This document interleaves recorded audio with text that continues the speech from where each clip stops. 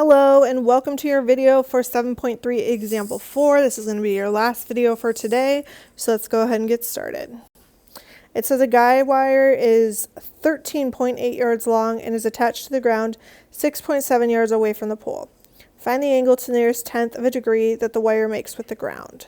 So we have this wire here and we have a pole. So technically this line here, let's choose a color other than white. This is going to be my pole. And then this guy wire is used to like hold my pole to make sure it doesn't fall, it like supports it or something. I don't really know, but it like helps it. This is going to be my wire. So they tell me the guy wire is 13.8 yards long. So right here we're going to have 13.8. And it's attached to the ground 6.7 yards away from the pole. So that means that this distance here is going to be 6.7. They want to find the angle to the nearest degree or a tenth of a degree that the wire makes with the ground. So we're looking for an angle of elevation between the ground and the wire, and this is going to be X.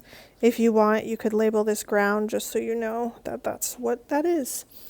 Again, we're going to start by labeling our sides. Across from X, we have the pole, which is our opposite side.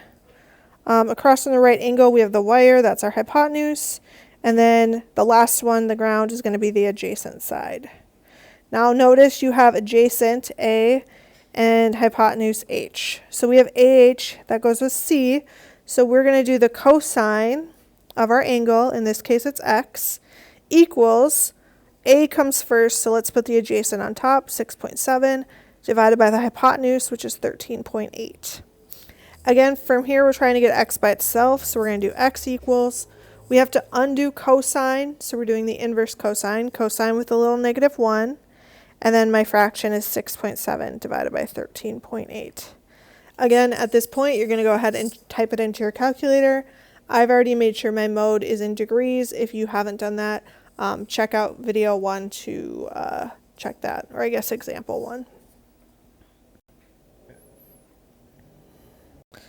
All right, here's how we type it into our calculator. We're going to do second and then cosine to get your inverse cosine.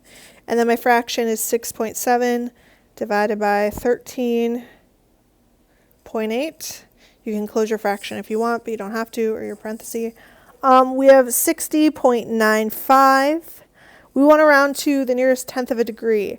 So we have 0.95. That 5 tells me I round up, and then when I round the 9 up, we'd actually have 61 as our final answer.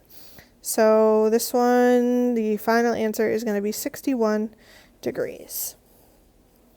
All right, that is your final example for this section. You can go ahead and try your homework. As always, thank you for all of your hard work this week. If you have any questions, if you need any help, please don't hesitate to reach out to your teacher, and thanks for watching.